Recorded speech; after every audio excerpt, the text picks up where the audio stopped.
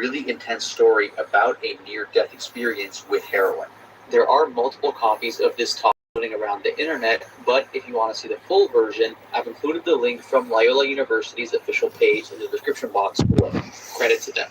Heroin, when I say it controls all, I wasn't singing anymore about levels of confidence and power and walking, and all these songs of positivity. I was singing about dope.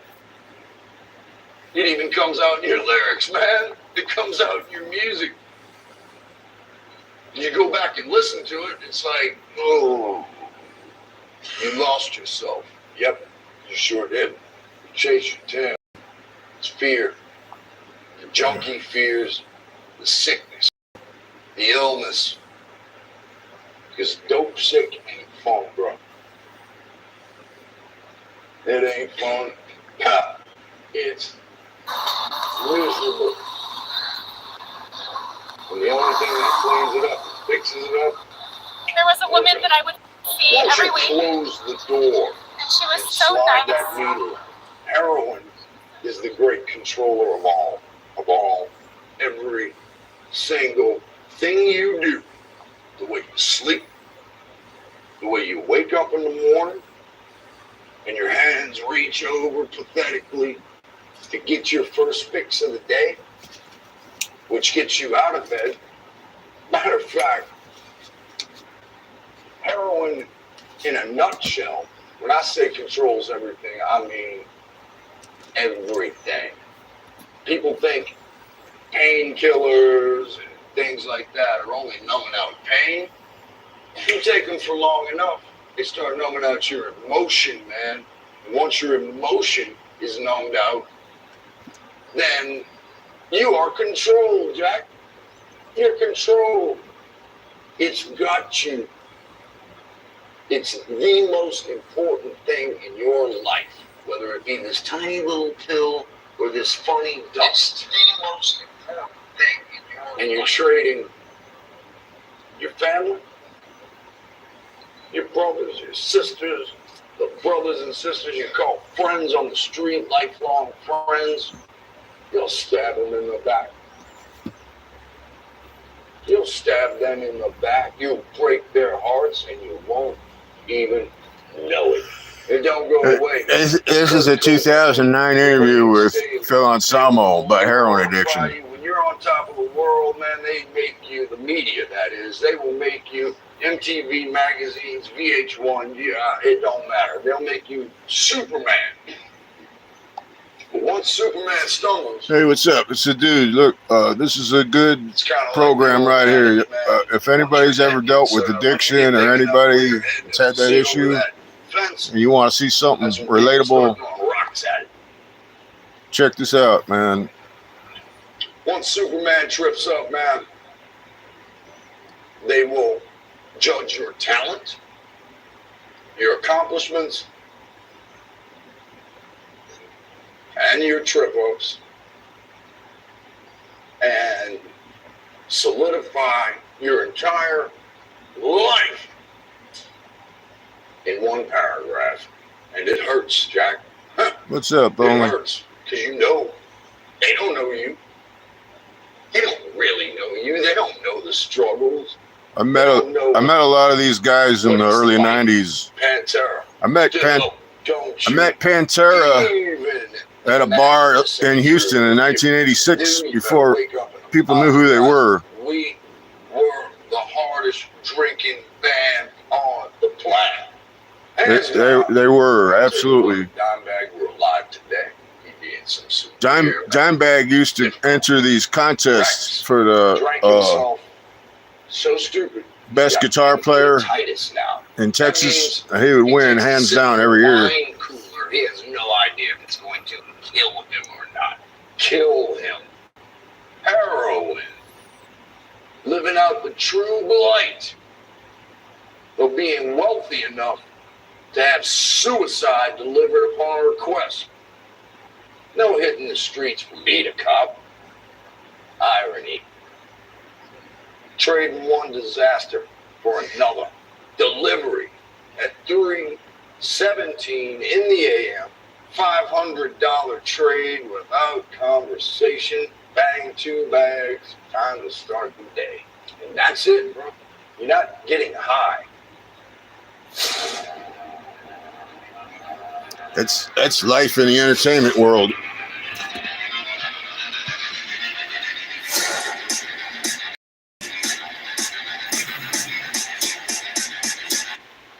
Anymore.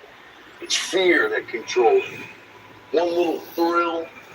Oh, I only do it a little. And don't think it don't still go on. It does. I used to live out on the West Coast from 1997 to 2008, and came back to Texas with one hell of a heroin addiction, man. It was bad. Bird finger to it and say, I got a gig to play, bro. Once you start chasing your tail, I'll end it like this. No matter how great you were, how great you are, whatever you think, don't matter what magazines say, don't matter what your fans say. It matters what's going on with you. There's 2 points. High and sick. High and sick. What happens in between? Huh? Fucking zero. Pardon. But zero. Well, you're chasing. You're constantly chasing your next high. The next high is just to get normal. Just to get, we call it leveling off. We just want to level off. And you got to get up in front of 20,000 people and make a rollicking ass of yourself. And get judged in print. Well, it's a well-paid gig, though. Microcosm in some crappy, glossy page of metal magazine. That ain't no epitaph, bro. I was with a friend of mine. This was 2002 or 3. This friend of mine, we used to party back in the day. Shoot dope all the time. Anyway, me and him were together. He tells me, man, I like to party at night, And I'm sitting there thinking to myself, well, I said, it's been a while, man. You sure? Yeah. Yeah, I'm sure. Ansamo he's on another level, dude. He's medical genius I am back then, especially I gave him what I called I saw Pantera, man, back in the 80s, dude. I seen them before they were Pantera. They were a glam metal band. They used to do gigs in Dallas and Houston. I injected him.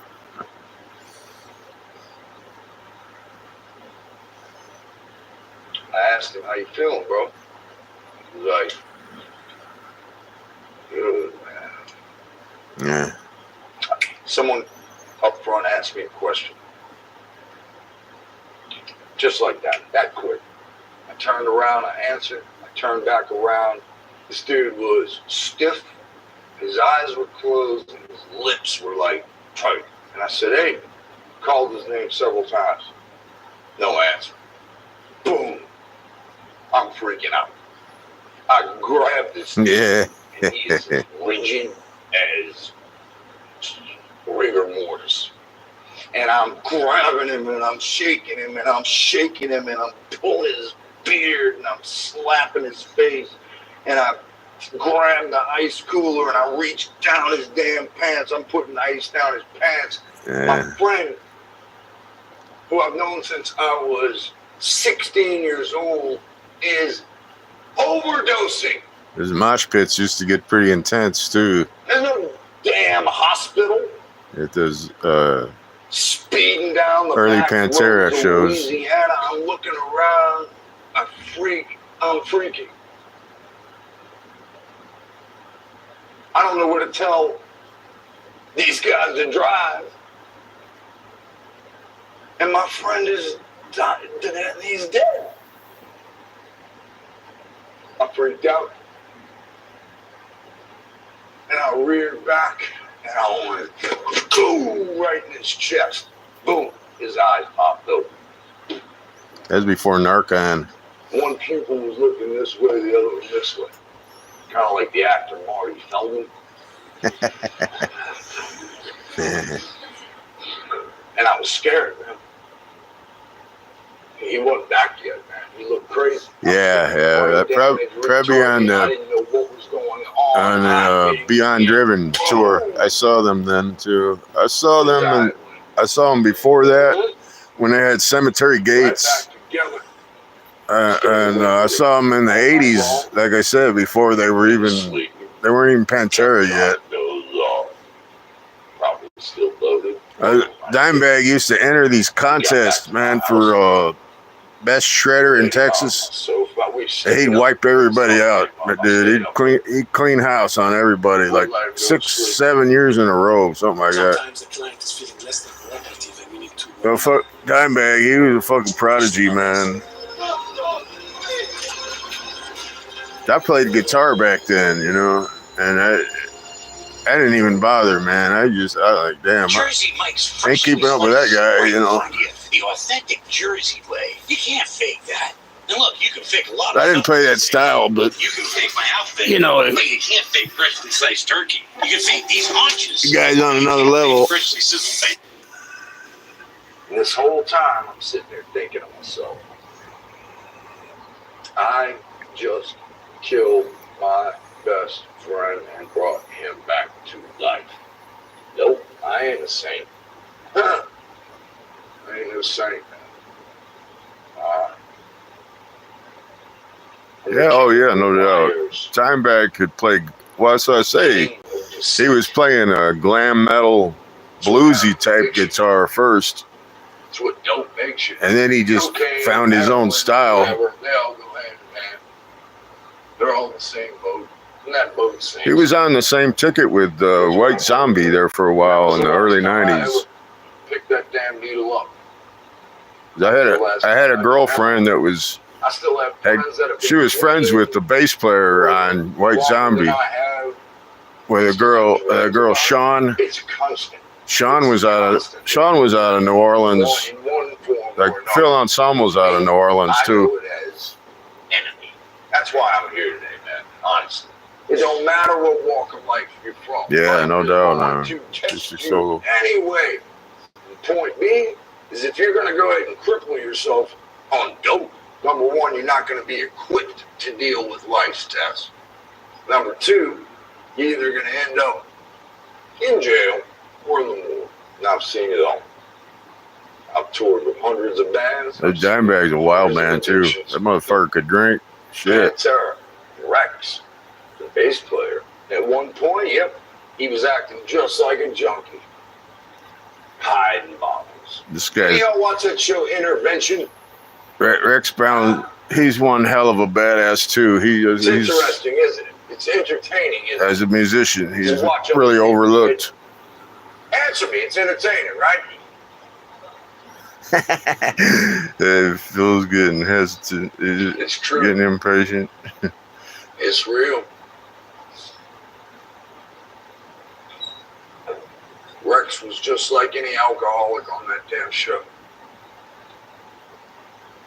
He lived in California, and I swear to you, the night the entire band was going to meet and have an intervention with my bass player, Yeah, Rex. he had already Rex was classically trained. He was the only classically trained musician. At this point, What I heard. Look, man, I'm not gonna talk So about you know he's a badass, man. the negative after this because there is a positive side. This dude has probably spent over $100,000 on high dollar, high class detox centers, medical help me centers, you know. I'm an alcoholic. The first 3 times he went, I'm doing it for my kids. I'm doing it to save my marriage. Poor Dime, man. I really feel bad for Dime, dude. You know, and his brother too. No You know why? It's still, to this day, it's still hard to look at Dime, man. Some fuckhead blasted him in the fucking face. It was fucking You stupid. named it Flap. Young Flap. You got to do it for yourself, and you have got to want it for yourself. You can speak all the language you want, because you'll hear it out of the attics. Oh, yeah, man. Oh, I'm fine. Mommy. My mom's here. How many times did I tell you I'm fine? And I was full of shit. How many times? Hundreds? Thousands? She's telling the truth. When your own mother has no choice but to walk away from the ghost of her only son, who still walks with his transparent, dullard tenant, who has taken up residency in his vacant carcass, but over and again they really were kings in Texas, man. When they used to do shows, they took over the town, dude. Aloof, insane, a liar, and completely blind, she in unison is trapped in private hell, made of me. The moment her back rests on her closed front door at the end of the day, of a work day, of any day, she begins sobbing. She prays for my very troubled soul in life. She cries her eyes out, day and night, remembering word for word the last thick-tongued, slurred, hateful phone call I'd made. Last hateful phone call I'd made months previously. Yeah, no doubt. It was the last time we'd spoken. It was years ago. On that day, I told her spitefully that I would kill myself with heroin again. Over and over and over.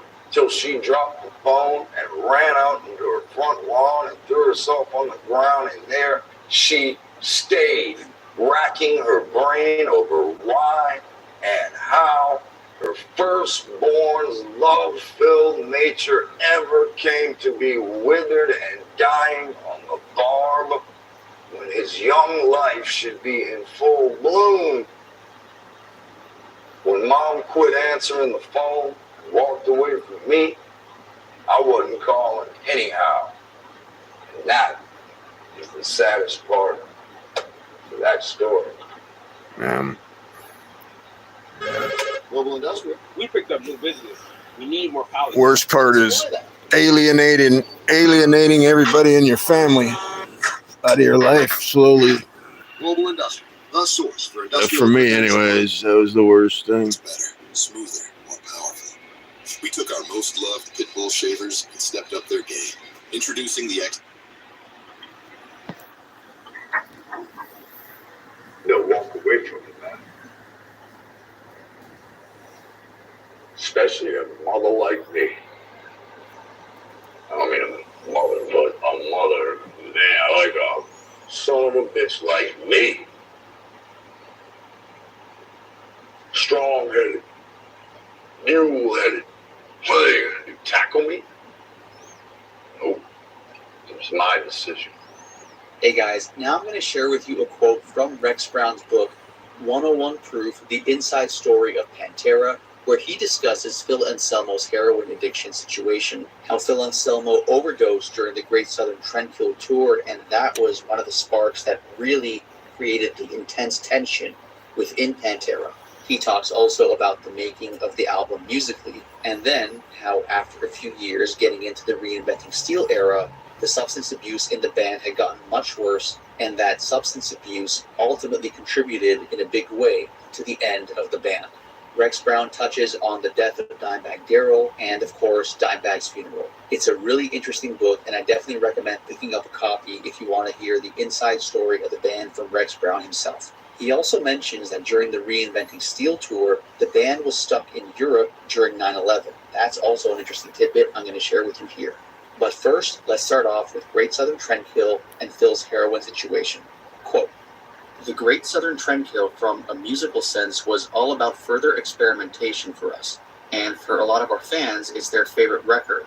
But personally speaking, it's the record that was kind of lost on me. It's not commercial at all, I get that. But from a band perspective, it had some great music on it, but it's just not my particular taste. When we started it, we had an important collective decision to make. Where were we going to go? Here's a band that always says we're going to get heavier and heavier. But how much heavier can you get without completely malfunctioning? The answer? Heavier still. Trendkill was done a bit more off the cuff than we tried before. We wrote in the studio, usually from a riff that Dime came up with, and instead of having, say, 40 songs to choose from, we just focused on doing 10 that were killer. Like before, Phil was in Texas instead of New Orleans for most of the writing process. We'd go in for 2 weeks until we became frustrated with one another and reached a point where we all said, all right, screw it. And at that point, Phil would fly out home to New Orleans. We'd take a breather, maybe a month or so, and then all get together again to start the process over. Unlike the New Orleans is not a good place for someone with an addiction problem. The daily routine went roughly like this. We'd get up, go and have lunch, and then start putting stuff together. When we come up with something we liked, we'd call Phil in to listen to it. He'd then put in his 2 cents, and we changed things around until we found something we all liked. As always, we were extremely precise about how things sounded. Sometimes I would keep my original bass track if I liked it, but 8 times out of 10, I'd fix the bass tracks later, which is difficult because you don't have that live feeling that you do when you're all playing together in the studio at the same time.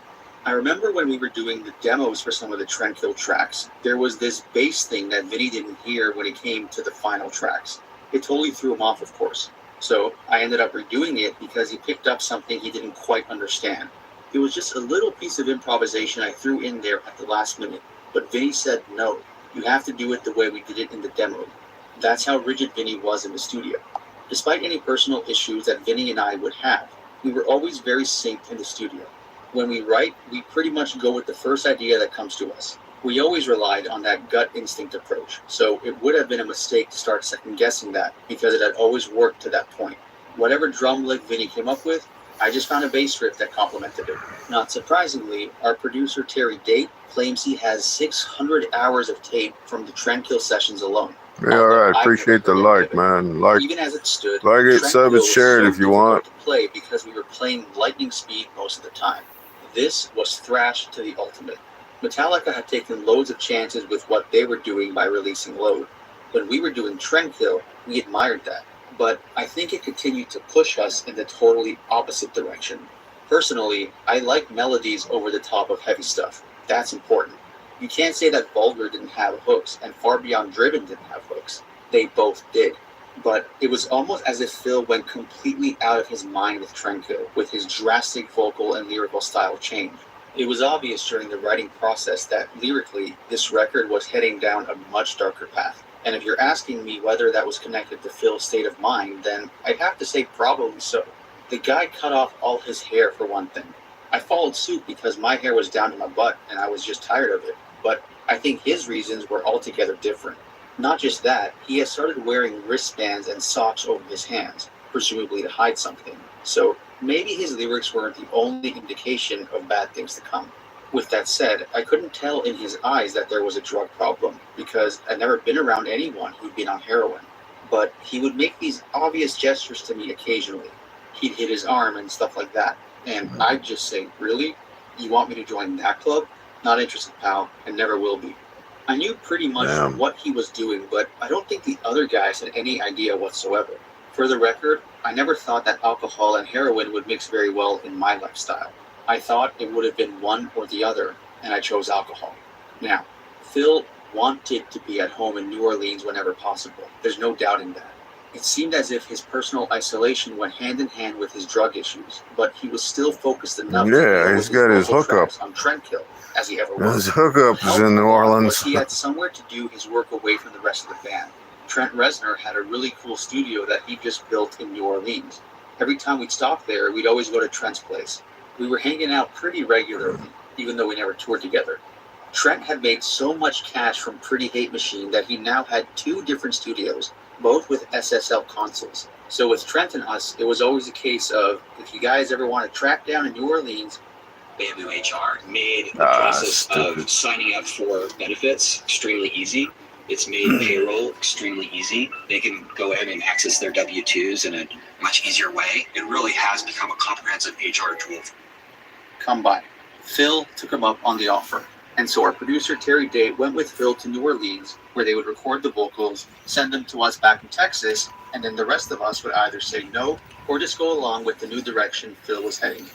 Since we were apart like this, it made it difficult to have a conversation about the vocals. So to avoid wasting time, we'd occasionally just say okay and move on. Maybe it was because he was away from us and he was in the initial grip of heroin addiction, but Phil's vocals sounded very different from any of the previous records. For a start, he was doing a lot of double tracking and narration within the songs. He would double take one track, then come back with this other track right behind it with these fast words, something that was almost impossible to replicate live. Then, on the other hand, he'd have an emotional textured song like Floods, which was simply beautiful.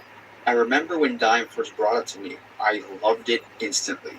I tried to come up with a bass line that worked, and it became one of my favorite bass lines in our entire catalog. Dime's girlfriend, Rita Haney, once said the following about Floods.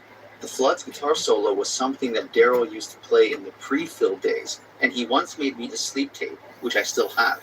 It consists of 90 minutes of that solo with all the harmonics forwards and backwards, so that I could fall asleep to it. But once I figured out Phil's lyrics and what they pertained to, I hated listening to it, and it ruined the song for me. Obviously, I got past that, and I can now derive other things from the lyrics, but none of us realized that Phil had gone that dark, and it was coming out in his lyrics. Again, that was from Dime's girlfriend. Now, we started touring Tranquil after it came out in May of '96. We were all hitting it extremely hard.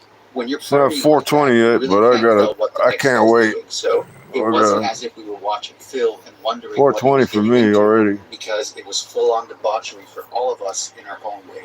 We You were got playing 'em, the show smoke in July 'em. of '96, one of the first on the Tranquil tour. It should have been a raucous homecoming, but it turned into something else. I remember that night well. There was something very weird going on in Phil's dressing room, which was the next door. I recall that all these crazy people popped out of the woodwork, and I just thought, well, this is kind of trippy. There was always weed being smoked in Phil's dressing room, heavily at times. Hey, So just much in that you time could for get a that. contact buzz as soon as you walked by the door. But I wasn't really smoking and drinking at this time. At that point, I was kind of tired of it, so my memory of that night is as vivid as if it were yesterday.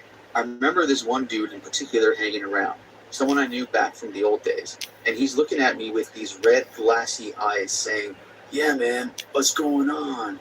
Doing this head shuffle thing, and I remember thinking, okay, let's see what this is all about. In my mind, I knew there was something amiss, so I said, "Look, what are you on?" I asked him straight out. "Oh, nothing, man," he said, but it turned out that he was the guy who brought it, heroin, in that night. Now, in those days, I had a personal car and driver for me, my sister, and the rest of my family, and they would take anyone wherever they wanted to go. We were making the kind of money that we could afford to have limousines drive us wherever the heck we wanted. So after the show, just as my sister is heading home, it suddenly hits the radio wire. Phil Anselmo, singer with the rock band Pantera, has overdosed on heroin. And all I Damn. could think was, who the heck had that scoop? It seemed that somebody knew quicker than they should have. Something about the whole night just didn't seem right to me. When I went into the dressing room, it was a scene of total chaos. Phil was blue because he had shot up after the show. Paramedics were called in and there was nothing I could do, although what I really wanted to do was beat the crap out of Phil. As a compromise, I took out my rage on the dressing room. I started throwing bowls of chips and chili around to release my anger. It was sickening and I was furious. How the heck could he have done this? How could he put all of our livelihoods at risk like this? The three of us met that night while Phil recovered in the hospital. The next morning, the boys picked me up in Dime's Cadillac and we all went over to the hotel to confront Phil. He'd gotten out of the hospital already and had this girl with him who would die of an overdose shortly later. It began to feel like there was some kind of a dope plague going around. Anyways, we said to Phil, "What the heck is this? What's going to happen? This could be the very end of everything." Management was no help at all. The best thing they could have done would have been to immediately put Phil in rehab, cancel the tour until he was clean, and then we could have had all continue with what we were doing. But that didn't happen. Of course, when he was in front of us, Phil simply said, "I'm sorry, dudes, I really screwed up." What else could he say? But his response to the fact that the overdose was now public knowledge was more of a problem. For some reason, Phil wrote a confessional letter about his near-death experience. A public statement saying, "I saw no shining lights," or whatever the heck he said. It's all well documented. And that was the dumbest thing he could have done as far as I was concerned. Because the moment he did that, he was labeled a junkie. Why would you do something like that? And why would management let him do it? They should have covered that up, and that's what we're flying, I said. Money's through the roof. What are you doing? Of course, Phil said it would never happen again, and we gave him the benefit of the doubt because when we examined the situation in the cold light of day, it wasn't like he was in a coma every day. Even we would have noticed that. In fact, I suspect he hadn't actually been using heroin very long and had just been dabbling a little bit. But he just happened to be very unlucky and overdosed. Nobody's perfect, and there certainly aren't any perfect people in the business of rock and roll, so of course people are occasionally going to have problems. Despite the fact that we were willing to move forward after that fiasco in Dallas, I'd be lying if I said the thought of getting rid of Phil didn't cross our minds. But it only did so briefly, and probably only as a knee-jerk reaction to what had happened. There got to be some bad feelings in that band. I think probably after that we knew that kicking out Far Beyond Driven tour, your heart out of your chest, or siphoning all the gas out of your car, so things started to fall apart on them. There's no gasoline to make that car run, so you're keeping it for what? Totally pointless. We knew that to carry on without Phil, egos get fueled. Too. Even then, and to this day, he is one of the best frontmen in metal. Nobody commands an audience like he does. So we did carry on, and after only one day off and our singer almost dead, Pantera was back and ready to hit Oklahoma. While an element of trust had perhaps been lost after Phil's overdose, that feeling mellowed out over time. Because when you're on tour, you just have to get the job done no matter what. Hey Tristan, what's up? And to his great credit, he generally held it together thereafter.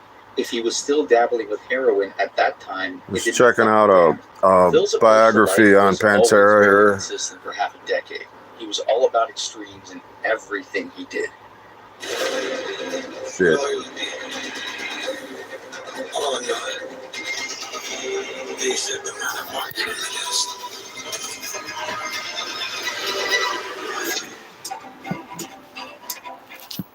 It's time to check out of the Refi Hotel. Enjoy 10% off everything before you go. That's how it is with him. If he's into sports, it's boxing. If it's horror films, it's the hardcore gore stuff. He's just into the extreme edge of anything.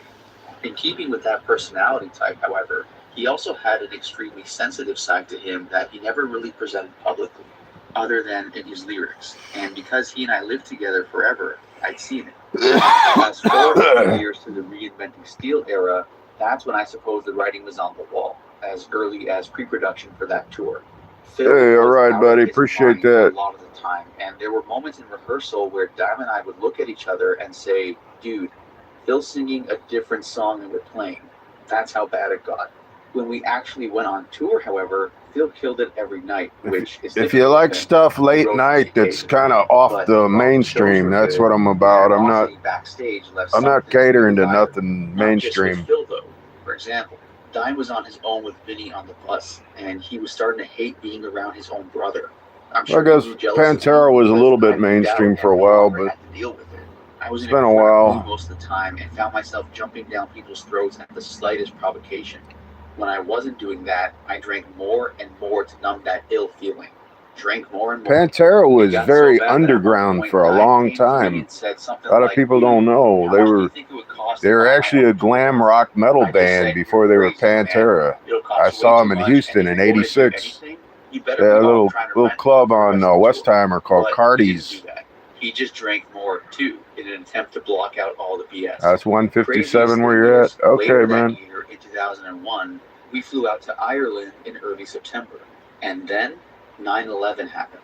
We were stranded in Ireland, and our hotel was 2 blocks away from the U.S. Embassy. Tensions. Have a good one, man. 11. All we could do was sit and watch the news of what was happening in the U.S., and it was truly frightening. I was in a suite with my living quarters on one side and a TV room on the other side. And my room became a crew headquarters because I had a full case of booze that we carried around with us. We had stashes of bottles for days, but it was unclear what was going to happen. I stepped out of the hotel maybe one time in the 2 weeks we were stuck there, only because one of the security guards beat up our lighting guy, so it was my job to take that dude to the hospital and everything. But eventually we got home after Dublin. We had to fly over the Arctic Circle and down through Chicago to Dallas. Pantera never played live again. Substance abuse got worse, tensions grew higher. 2003 was the year where communication within Pantera was at its most strained. Phil basically dropped off the map completely and wouldn't answer anyone's calls. Not the band, not the managers, nobody's. I never talked to him, but I was caught in the middle of trying to talk to him. Instead, he went off and did his whole super joint ritual thing, and he hardly told us he was doing it, and the rift between us got deeper and deeper to the point where I walked past him at a show somewhere, and he didn't even recognize me. But the tension wasn't just with Phil. One time I said to Dimebag over the phone, Phil and I are just tired of you guys, you and Vinny, being such jerks. You think you're being cool to people, but you're not. Yes, the phone call I made to Daryl sometime in 2003 is something I wish I'd handled differently. It was one of those late night loaded type deals for sure, but I meant everything I said. How I couldn't stand all of Vinny's BS and how I needed a break from all things Pantera for a while. When you're caught in the middle as long as I was, sooner or later the levee's going to break, and when it finally did, I had to say what I said. In the back of my mind, there was more to it than that, though. I just had kids and wanted to see them grow, so that time off that I needed was going to fulfill that purpose too. But in retrospect, I think I confided in the wrong person. I probably should have just told my wife or something and vented it that way. I actually thought at the time, though, that Daryl had taken what I said all right. But the next time we spoke, it was obvious that he hadn't. He called me the next day and said, "That was pretty harsh, man," and I apologized, reminded him I was loaded, and that again, I just needed a break. But now there was this distance between us that I hadn't felt before. 2003 continued with very little direct contact within the band at all. Word. I ran into Daryl at a Motorhead show in Dallas a few weeks after that phone call, and he wouldn't even talk to me. I'll never forget the look on his face. I still have it in my mind. It was a horrible, terrible look, but what could I do? I said what I had to say and couldn't take it back. Vinny and Dime were really hurt by what was happening, and at a certain point, they just said, "Screw it. We're going to start another band," as if to say, "Screw y'all." I didn't understand why that sentence Damage was plan. directed at me, but when it was, that line was drawn in the sand. I was all for them doing their damage plan thing, so I just said to Dime, "Do what you gotta do, man." As I've said before a million times, I wanted time away from all things Pantera. Now, periodically, I'd have to deal with communication from his habits Vinny made me, but all he would ever do was complain about what Phil was or was not doing. So there was nothing really for me to do or say. Phil still wasn't talking to us. We were in limbo. And while I was happy to finally have some time to spend with my family, I had no way of predicting exactly what Phil's longer-term plans were, particularly when he recorded a second Superjoint record and started intimating in the press that they were his main focus. We were now in the middle of a he said, she said BS thing in the media where Vinny and Phil took increasingly personal cheap shots at each other in the music press. Dimebag stayed out of the conversation mostly, but did allude to Phil's ongoing drug issues in an interview with Guitar World, but only after being provoked earlier. I didn't get involved at all. I said nothing whatsoever. It all seemed so childish to me, and I felt that the only way to really reconcile would have been for us to all be in the same room at the same time. However, Phil was still using. That much we did know, so I suspect nothing constructive was going to happen until he got clean. And when that time would have arrived, I would have then had to be the one to get the two sides together to at least start discussing the future. Global Industrial. We're opening a new warehouse, looking for easy to assemble pallet racks. We can supply that.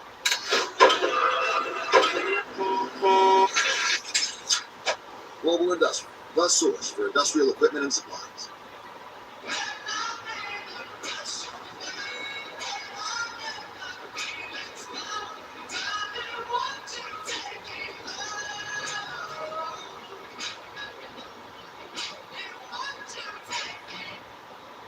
Until all those components fell into place, I decided that I was going to stay far away from all of the playground name-calling BS. In 2004, as late as November of 2004, Daryl and I spoke on the phone a few times, and it seemed as if we were both at least on the same page regarding what we had hoped for in the future.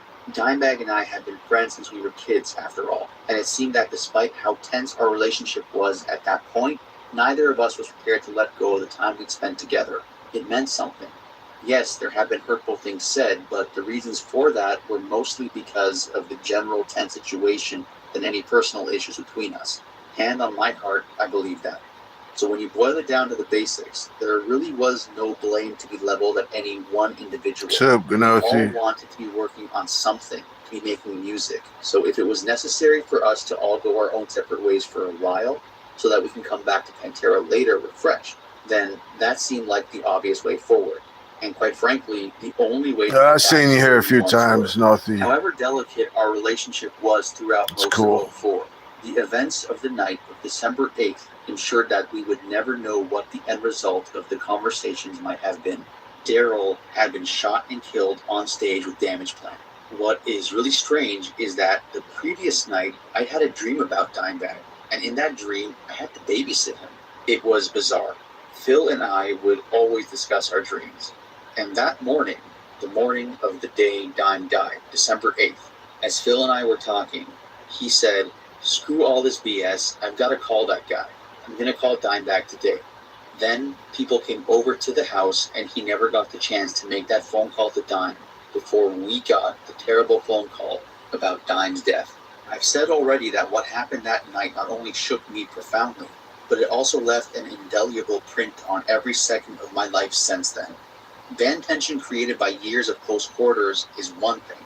The loss of life, particularly when that life belonged to one of the people dearest to me on this planet, is entirely another thing. In an instant, all the petty BS that had plagued us for years seemed completely meaningless. A more immediate concern was the fact that the line that seemed to have been drawn in the sand between the band members meant that the funeral was going to be awkward territory, especially as far as Vinny and I were concerned. For me, it was the fear of the unknown. I just didn't know how Vinny was feeling because we simply hadn't been communicating. As it turned out, the messages I was receiving were mixed at best. Obviously, Vinny was distraught about what had happened. We all were. But there was that contradictory aspect to how he viewed me that he just couldn't hide, despite his sadness. He wanted me there, but he also felt that I was in some way to blame for his brother's death. Go figure. I really didn't know where I stood, and if I didn't know, Phil would have had no clue whatsoever about where he figured into the overall equation. I know Phil was flabbergasted by Dime's girl Rita's threats about what she'd do if he came to Texas, but at the same time, he was also very respectful of her wishes. However, we all knew where Phil was habit-wise, so for him to just show up would have been a terrible move. Looking back on it, I feel bad that he never got any closure. Yeah, that really sucked. Being completely excluded and then having to sit there and not be able to talk to anyone must have been very frustrating. And that feeling must have only been heightened when his letters to Vinny were completely ignored. The source of Vinny's bitterness was an interview that Phil did with Metal Hammer sometime in late 04. Phil's exact comments were that Dime deserved to be beaten severely. Obviously, this was before Dime's death. Yeah, I remember that. That comment led to the public assumption that this was the catalyst that led to Daryl's shooting. Phil said that the comments were fabricated or at the very least taken out of context, but I have heard the tape recordings and I know what was said. But if you're asking me whether I feel there's a direct connection between the statement and Daryl's death, I would have to say no way. You can't speculate about the mind of a killer, and Phil was in no way to blame for what happened that night whatsoever. The press just took hold of his words and spun them to suit their own narrative goals. To me, it was just a case of ill-chosen words combined with really unfortunate timing. But that's no consolation to Daryl or those close to him. Dimebag's wife. Like, the only is it his girlfriend? I can't remember his wife. That he was buried with Eddie Van Halen's guitar. Very pissed off at Phil and Samo Terry when Glaze, that our shit producer, happened. said that at the funeral, if we told Daryl he'd be buried with Eddie Van Halen's Strike Kramer off the cover of Van Halen, She blamed him. Back when Dime was 17, he would have probably That's what said, I read. Okay, kill me now. Now, the funeral itself and the days that followed it were some of the most emotional days. Has anybody ever seen that video? One moment from the next. That shooting at the club in Ohio where that guy looking on it shot? somewhere else. But Dime, One thing I knew Dime, was that the pain I guitarist for felt at the Pantera. loss of my best friend was real. I don't know if And that's still there up. was the I saw it right constant after it question happened, of man. It's why been a this long, happened. long time, I but badly wanted to find out, it's but there fucking were crazy. no obvious answers. That Life was got a harder after crazy Daryl's ass death, video, there's no doubt man. about that. I thought about him all the time and still think about him every single day. And even if my words here have been critical, I do have a lot of empathy for his brother. I need to say that. Life is a far less wonderful place without Dime in my life, and he was my best friend for years, until we became estranged by circumstances. But that will never change how I feel about him as a human being. End quote. I'm going to show you now a clip from my interview with Pantera producer Sterling Winfield and Pantera studio engineer Tim Kimsey, where they discuss Pantera's bad breakup, Dimebag's death, and then going back a little bit earlier in the timeline, the making of Great Southern Trendkill. If you want to see the full interview, the link is available in the description box below. The relationship between Dime and Vinny, during Damage Plan, was their relationship the same, or did, I guess for lack of a better word, the bitterness of how Pantera ended, did it affect them as people in any way? Yeah. Nah, it's bullshit, dude.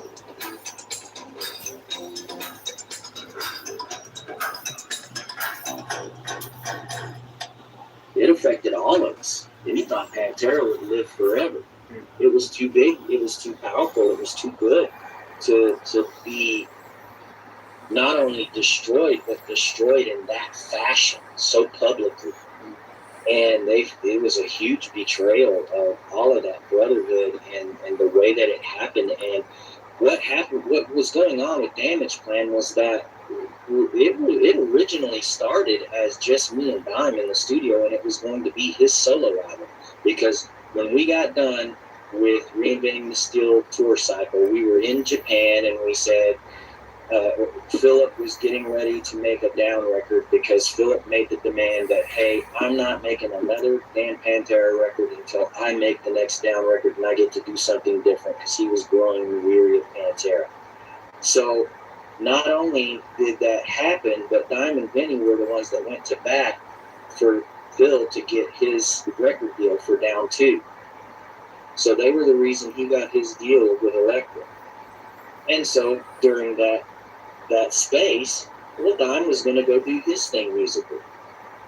And that's what we started on. That's what Damage Plan ended up being. But as we got further through the process with Damage Plan, and Vinny started hearing some of the stuff we were doing, and he was like, man, I can lay some drums on that'll sound killer. Let's do this. And Dime's only stipulation was, I don't want it to sound like a Pantera record. This is my record. And he was like, fine, but let's just go do it. And so we started all working together, me and Dime and Vinny, on that, and those songs. And then as we came through, the next month or two, after we're still working on this stuff, here comes all this stuff on the internet of Phil and Rex talking trash about this whole thing. And we're literally sitting there looking at each other going, what is going on? What is happening? And that was the beginning of the end right there. And yeah, it changed them. And then at a certain point, they were like, we've got to move on. We have to, there's no reconciliation here. We have to move forward. And yeah, they weren't real happy about going from playing arenas back down to playing clubs, but that's what they did because they loved music. They wanted to keep making music, and so they just when that shooting happened, that was going to be on the band, and I think that was in 04. Hell, we didn't even have a name. In that Ohio club, I was like, why the fuck is Pantera playing small club gigs? Well, yeah, it was what the fuck? And it changed all of us, not just Dime and Vinny, but me too, and a bunch of dudes that were on the original crew. And it just, yeah. I mean, these guys were doing, They're on tour with 100,000 I was not. fucking stadiums, man, back in the early 90s. 6 months before all that went down. I got to a point on the Damage Plan tour where my drinking had taken over. Be like Van Halen going and do, like Eddie Van Halen going and doing a little small club gig with his brother. Hey man, if you if you did that, need help or you need a break, take it. And that's essentially what happened. And I left the tour because I was not happy anymore. Me and the tour manager got into a fight, and I was tired and just beat down. And so I went home. Yeah, I was not there that night. And had I been there, who knows? That's crazy. My life would be right now. Well, That's I just can crazy, almost say, dude. and not to elongate this conversation about that, but one of the things that I remember when Sterling called me that night, and I remember very specifically where I was, and the mood went from, hey, we're getting ready for, the holiday season, so on and so forth, to shit. Man, it's almost like tunnel vision. The moment that Sterling got those words out of his mouth, it's like, my whole world has now changed. I'm not anywhere as close to these guys as Sterling was. But I don't know if you remember this, Sterling, but one of the things that I said to you is, I thank God above that you weren't there. Yeah, I remember. Because I'm pretty obliterated, but I remember. I think you might have been all up in that. Oh yeah, I most definitely would have. The whole fight or flight thing. What do you do when you're faced with that? If y'all want to see a crazy ass video, I don't know if it's still posted on YouTube. You might be able to find it somewhere on the internet. Is the video of the Ohio club shooting of Pantera member Gerald Dimebag back in 2004, man. That is a wild ass fucking video, man. I don't know if it's still out there though. What happened? I mean, I guess Sterling's that was just so messed up, man. Guaranteed damage plan was done, or was that not messed up, man? At the time? The backstory on it is even crazier. About the guy, his mental state, where he came from, there's crazy shit behind it. Dime was the heart and soul of that whole, both of those bands, and with Vinny included, they were the ones that came up with all of that stuff, and without those two, it never would have happened. I'm not. Oh yeah, no doubt, man. Their parts in any of this. But yeah, that was those two. They were like the Van Halen of Texas, like I think that 90s version. Put the cork in a very short and powerful legacy, and also that it put the end curly Q on this will never happen again kind of thing. Any legitimate reincarnation furthering of any legitimacy to any of that, it will never happen again, because they only made one of those, man. They made one dime and that was it. Yeah, no doubt, man. Guy was one of a kind, man. He used to do those what's up, Richie? Life's much easier. They're talking about it's like a Pantera biography. It's not painful. Very easy. Did Vinny ever recover fully from Dime's death, or did that never leave him? Put it back. Never left him. I don't think it's left any of us. No, it changed all of us in different ways. But no, after that, he went on to do Hell Yeah. I was there for all of that. And he got to go out and play and have the joy of music back in his life after his brother died, which he thought he would never find again, but he did. That's right. Yeah, I forgot about that. That's funny. I clean forgot about that. How Vinny went on and had another band called Hell Yeah. I saw them. I can't remember where I saw them in Oklahoma, I think. I forget when it was, man. Like a few years after the shooting in Ohio. He was not the same person. Sad. Oh yeah, no doubt. He's not the same after that shit. After watching your brother get that relationship was. So. They unalived like that, that's crazy, dude. Obviously, we know what happened. If that didn't happen. If Dimebag was still with us, was Damage Plan going to be a long-term band, or was there always the thought of reuniting with Pantera eventually? Well, I forgot all about that band. I gotta look them up again. As people, Oh, hell I yeah. would say that Pantera would have eventually gotten together, and it would have been Dime that would have facilitated that. Because Dime was the kind of person that didn't like holding on to that shit. And it would have eventually righted itself, I believe. I agree with Sterling.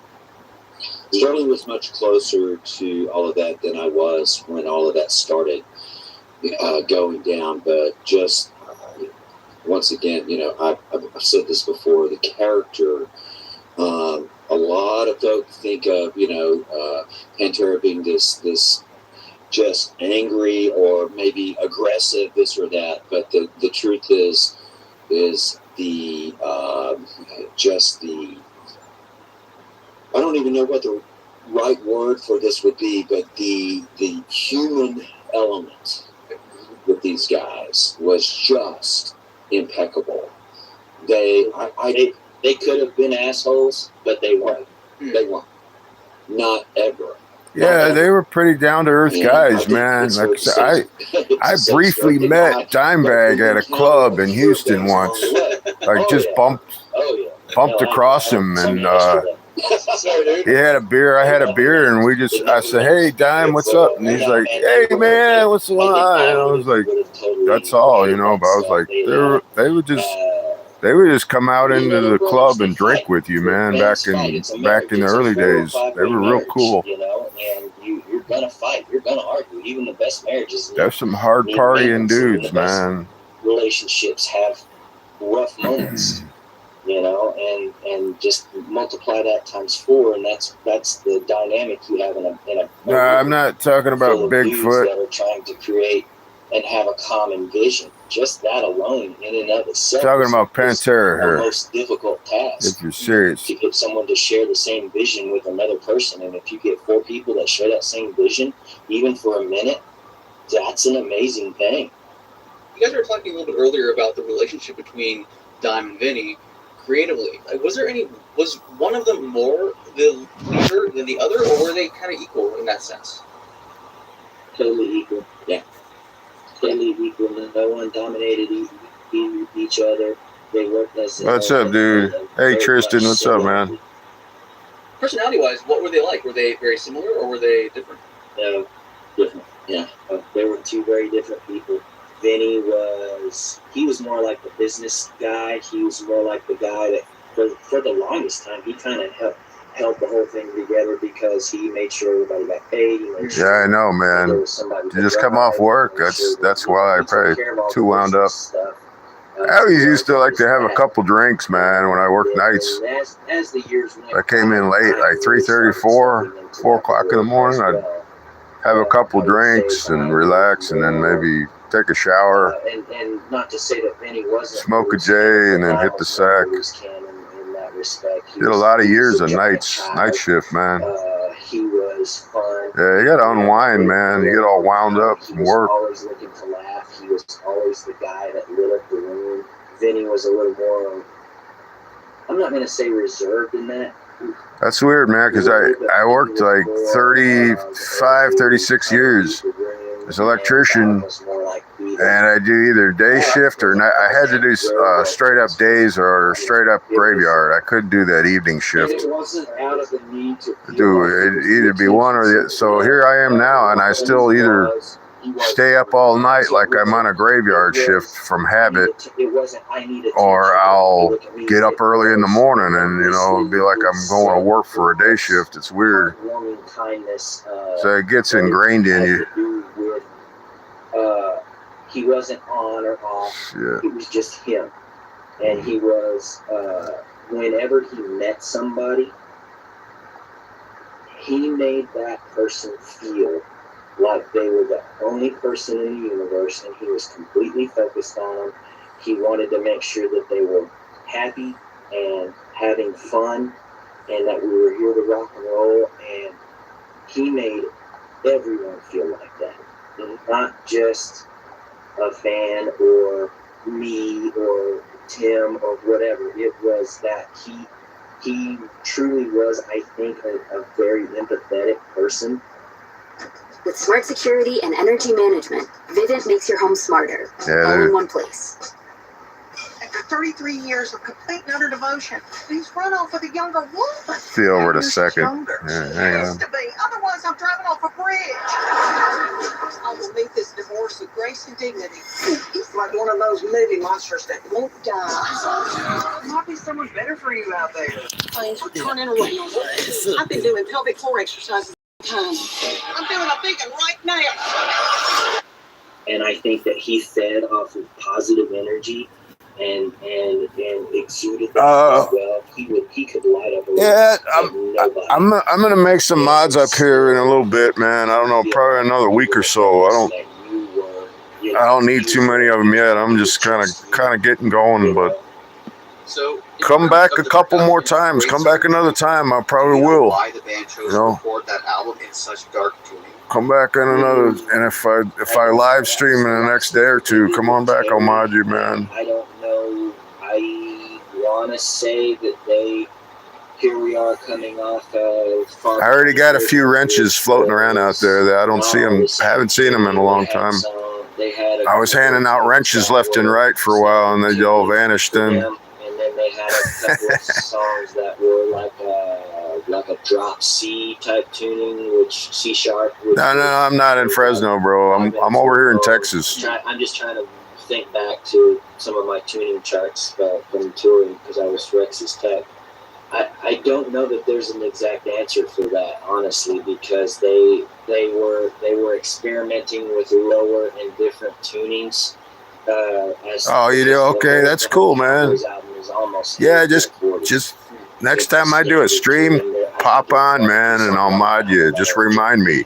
Then they get into I will mod you up, man. They started going into this. I just tend not to want to do it on it's the first time I've seen you. I mean, you may have been here before. It's the first time I remember you. The way tunings work, So I've done that before earlier, and I handed out a shitload of wrenches and from first timers, and I never saw them again.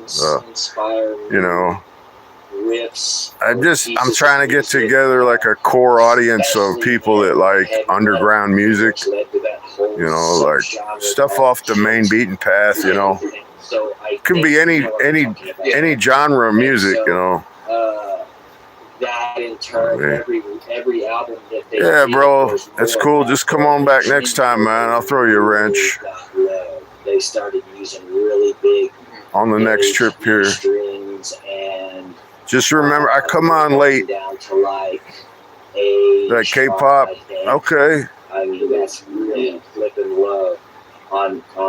Just remind me next time. And Sandblasted Skin. I remember your name, Tristan Doyle. I remember it. That whole album really went because the tunings were going lower and lower. Those tunings inspired heavier riffs. They inspired heavier music, darker music. And I just think that one was a product of the other kind of thing. One thing fed the other, so to speak. But I wasn't in the room. Hope this battery isn't fixing to go out on me. See their studio. Put a charger on it. It's no longer a place. But when it was built out and it was a place, the control room was very tiny. It was just a small building, and it was a very tiny control room, and the outside room where they tracked drums and everything was an open room, and they would put guitar amps and bass amps in there. It was all one big open space, and there wasn't really any, you couldn't fit a bunch of people in there, so I wasn't there a lot for that one. I was up in the house tuning guitars and teching basses and stuff, so it was Terry Date and Ulrich Wild at that point doing the recording and the producing on that album. So I wasn't there for a whole lot of it. I did do a little bit of guitar recording with Dime when Terry and Ulrich weren't available. But, as far as the philosophy of that goes, that's my take on it. And that's where they were headed with it. Dime was always looking for something new. That's so cool. Want to go heavier, want to go heavier, want to go darker. Yeah. Did you work on Floods by any chance? No, I didn't. That was Terry Date. Hey, no worries. So then just a general question, because if you look at the chronology of Pantera's records, I mean, the first 4 records, it was always 2 years in between. And then there's this 4-year gap between Southern Trendkill and Reinventing. But is there any particular reason why the band took extra time, or like did it just happen that way? Well, the live record happened in between. So they were touring that recording that was mixed from McAllen, Texas, was on the Great Southern Trendkill tour. We literally mixed that album while they were in the middle of Ozfest. So they came home on a break from Trendkill, recording all the Trendkill stuff around the world, and we went through all of those shows and tapes and stuff, and we found kind of a pattern, if you will, that